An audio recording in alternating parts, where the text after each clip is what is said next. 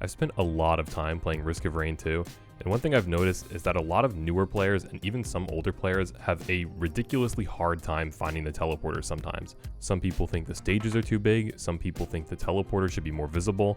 After this video though, you should have no problem finding the teleporter ever again. I'd like to just give a little foreword before we get into each stage individually about how the teleporter works in this game. The teleporter can be most easily found by just looking for the floating orbs that surround the teleporter on every stage.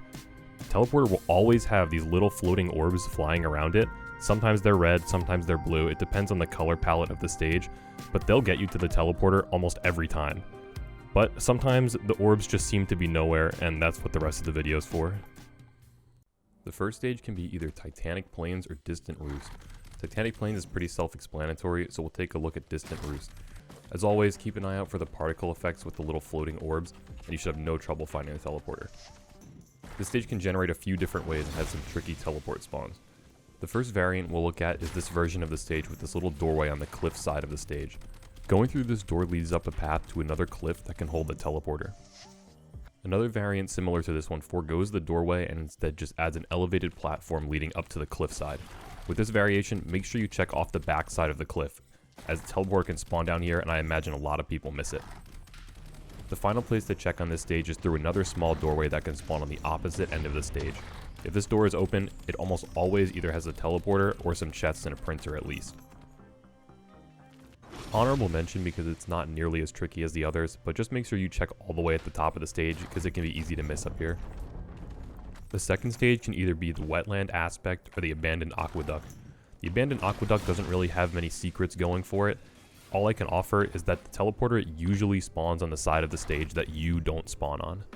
The Wetland aspect is more of the same, but definitely more cluttered than the Aqueduct. The particle effect will definitely help you here, and I would suggest just getting on some high ground and looking for the orbs. The only two locations here I could specifically see giving people issues are here behind this wall, which has a path around to the right, or this ledge over on the left side.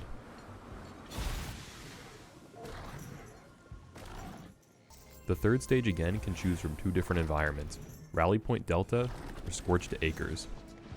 Rallypoint Delta is one of the more wide open maps and doesn't really have many places where the teleporter can hide, at least ones that aren't immediately obvious, so this is just another case of look for the orbs and you'll probably find your way. Scorched Acres can be tricky sometimes, but only has one variation. Sometimes this bridge won't be here, and if that's the case, then nothing will spawn on the attached island. If you see that the bridge is there and you don't see the particles from the teleporter, make sure you cross the bridge and check the island anyway, because the teleporter can hide behind the hill sometimes.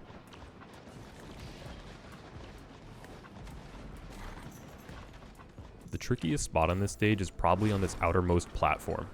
Make sure you check around the back because there's multiple layers and it's very easy to miss if it's on a layer that you didn't check.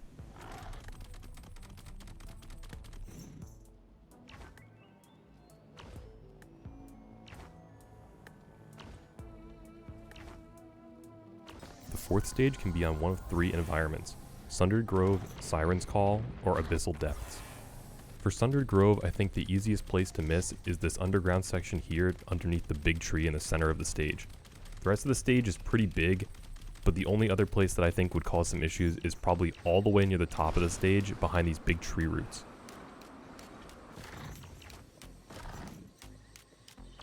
This is an extremely uncommon spot, but if you check near this large rock formation near the cliff edge of the stage, the teleporter actually can spawn in here, so if you've exhausted all of your options, you may want to check in here too. Siren's Call is a stage that I don't think will give you much trouble, but it's worth noting to make sure that you check the caves underground and make sure you check all the cliffs on the side of the map.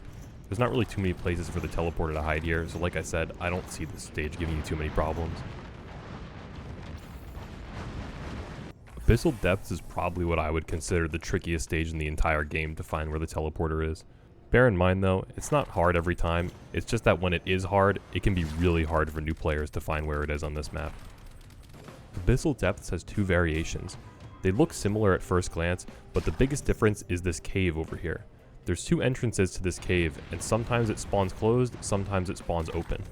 If it spawns open, make sure you check back there for the teleporter because the cave is pretty vast and you can definitely miss the teleporter if it's hiding back here.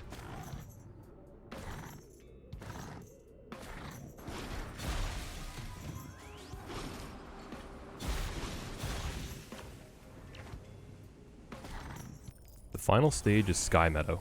This stage will always be the final stage before looping again or going to Mithrix. Sky Meadow is very big, but it's also very open for the most part. The orb trick will probably get you through Sky Meadow most of the time. The only place that I could really think that would be hidden on this stage is probably under the map. On a certain variation of this stage, there'll be this little platform underneath the stage that leads down to where you input the artifacts. I'm pretty sure I've had the teleporter spawn down here before, but it almost never does, so you'll almost always be able to find it up on the surface. A final little note for any new players too, the teleporter on Sky Meadow looks different from the teleporter on every other stage. If you look at the edge of the teleporter and press your use key, you can switch the teleporter into loop mode, which will make you loop back to the first stage instead of going to fight Mithrix. And that's really all there is to finding the teleporter in RiskOfRain 2. I don't often make videos like this, but I'm always interested in offering quality content in a game where I have a decent bit of knowledge, so if there's anything anybody would like to see a video about or see explained better, just leave me a comment and I'll see what I can help with.